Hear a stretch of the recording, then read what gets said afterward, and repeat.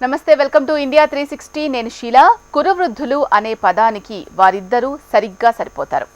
ప్రపంచానికే పెద్దన్న వంటి అమెరికాకు ఆ ఇద్దరు అధ్యక్షులుగా ఉపాధ్యక్షులుగా పనిచేశారు. 50 ఏళ్లకు పైగా అమెరికా రాజకీయాలను మాత్రమే కాదు, ప్రపంచ రాజకీయాలను క్షుణ్ణంగా చూసిన రాజకీయ మేధో సంపత్తి వారి సొంతం. ఇప్పుడు ఆ ఇద్దరు వృద్ధ రాజకీయ మేధావులు తలపడబోతున్నారు. నవంబర్లో జరిగే అమెరికా ఎన్నికల కోసం ఇప్పుడు ప్రపంచమే ఆసక్తిగా ఎదురుచూస్తోంది. ప్రెసిడెంట్ బైడెన్, మాజీ ప్రెసిడెంట్ ట్రంప్ తలపడుతూ ఉండడమే దానికి కారణం. మరి ఈ ఇద్దరిలో గెలుపు అవకాశాలు ఎవరికున్నాయి? ఈసారి విజయం ఎవరిని వరించబోతోంది? Let's watch.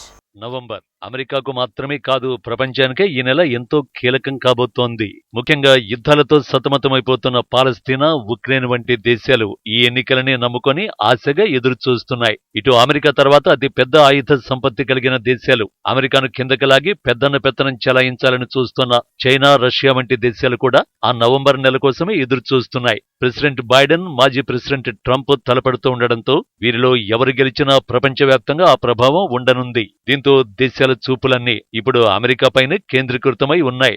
రిపబ్లికన్ పార్టీ గుర్తు ఏనుగు. ఈ గుర్తుకు ఏమాత్రం తీసిపోనన్నట్టుగా మదగజంలా దూకుడు మీదుంటారు ట్రంప్. ట్రంప్ స్పీడ్ ఎలా ఉంటుందో ప్రత్యేకంగా చెప్పాల్సిన అవసరం లేదు.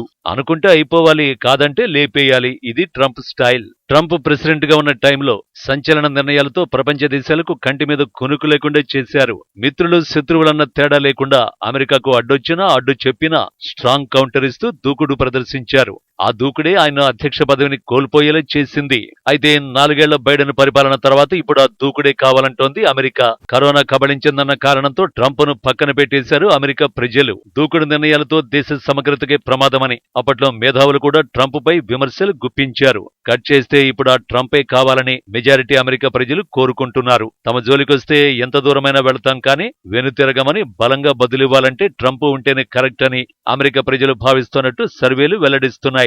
ట్రంప్ కూడా అమెరికా ప్రజల నాడిని పట్టుకున్నారు. అమెరికా ఫస్ట్ నినాదంతో ప్రచారాన్ని నిర్వహిస్తూ అసమర్థ డెమోక్రేట్ల పాలనంటూ విమర్శలు గుప్పిస్తున్నారు. విదేశీ విధానం సరిగ్గా లేకపోవడం వల్లే ప్రపంచం ముందు అమెరికా పరువు పోతోందని ప్రస్తుత ప్రభుత్వంపై ట్రంప్ ఆరోపణలు గుప్పిస్తున్నారు. మేక్ అమెరికా గ్రేట్ అగైన్ నినాదంతో ట్రంప్ ప్రచారంలో దూకుడు పెంచారు.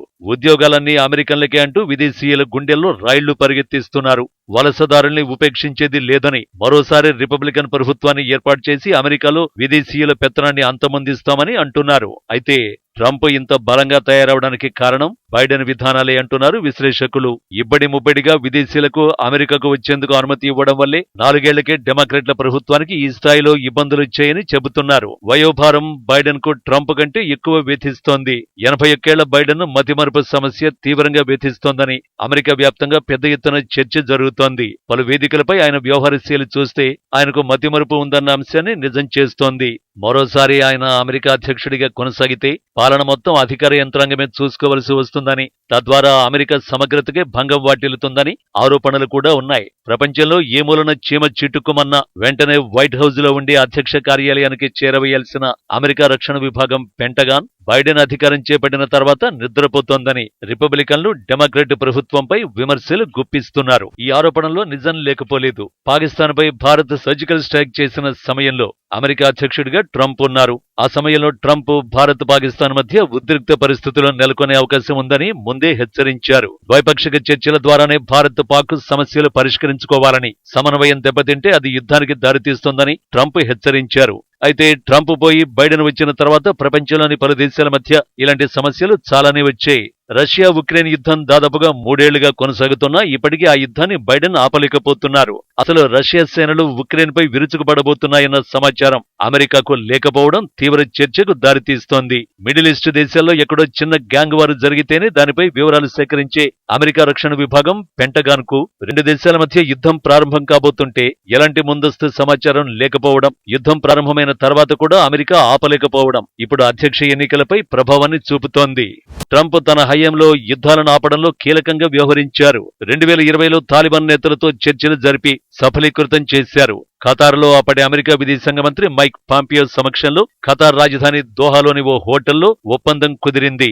అమెరికా ప్రతినిధి జెల్మీ ఖలీల్ జాద్, తాలిబాన్ నేత ముల్లా బరాదారు ఒప్పందంపై సంతకాలు చేశారు. 18 ఏళ్ల ఆఫ్ఘాన్ అంతర్యుద్ధానికి ముగింపు పలికేందుకు ఏళ్లుగా జరుగుతున్న చర్చలు సాకారమైనట్లు అప్పట్లో ట్రంప్ ప్రకటించారు. అమెరికాకు పంటి కింద రాయి వంటి ఆఫ్ఘనిస్తాన్ మాత్రమే కాదు, ఇటు ఉత్తర కొరియాతో కూడా ట్రంప్ కీలక చర్చలు జరిపారు. అమెరికాను లేపేస్తా, బూడిద చేస్తా అంటూ రెంకలు వేసిన ఉత్తర కొరియా నియంత పాలకుడు కిమ్ జోంగ్ ఉన్తో అదే ఉత్తర కొరియాలో చర్చలు జరిపి ద్వైపాక్షిక సంబంధాలు నెరిపారు ట్రంప్. ఇలా విదేశీ వ్యవహారాల్లో ట్రంప్ లాంటి ముందు చూపు బైడెన్ కు లేదని మెజారిటీ అమెరికన్లు నమ్ముతున్నారు. ఉంటే రష్యా ఉక్రెయిన్, ఇజ్రాయెల్ పాలస్తీనా వంటి యుద్ధాలు వచ్చేవి కావని అమెరికన్లు భావిస్తున్నట్టు తెలుస్తోంది. ముఖ్యంగా బైడెన్ స్వదేశీ శ్రామిక శక్తికి పెద్దపీట వేయకుండా పెద్ద ఎత్తున పన్నులు కట్టే విదేశీ శ్రామిక శక్తికి అధిక ప్రాధాన్యమిస్తున్నట్టు అమెరికన్లు విశ్వసిస్తున్నట్టుగా తెలుస్తోంది. ఈ అవకాశాలను ట్రంప్ అందిపుచ్చుకుంటున్నారు.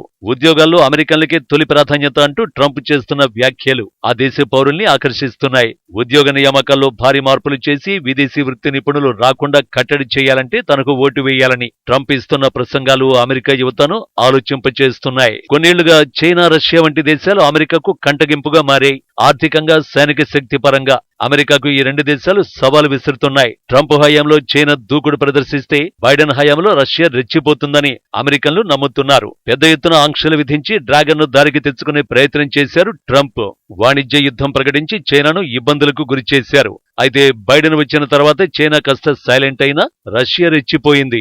అమెరికా హెచ్చరికల్ని ఏనాడు పట్టించుకొని పుతిన్ బైడెన్ అధికార పగ్గాలు చేపట్టగానే ఉక్రెయిన్ ను ప్రపంచ పటంలో లేకుండా చేసేందుకు అన్ని ప్రయత్నాలు చేస్తున్నారు. అమెరికా నాటో దళాల్ని రంగంలోకి దించితే అణుయుద్ధం కూడా చేస్తామని బైడెన్ ను హెచ్చరిస్తున్నారు. దీంతో బైడెన్ సైలెంట్ గా ఉండి వార్నింగ్స్ ఇవ్వడం తప్ప ఏం చేయలేని పరిస్థితి నెలకొంది. ఇలా రష్యా, చైనా వంటి దేశాలను కంట్రోల్ చేయాలంటే ట్రంప్ మాత్రమే సరైన వ్యక్తిగా అమెరికన్లు భావిస్తున్నట్టు సర్వే ఫలితాలు వెల్లడిస్తున్నాయి. మొత్తంగా ఈ ఎన్నికలు బైడెన్ కు అంతా విషమ పరీక్షలా మారాయి.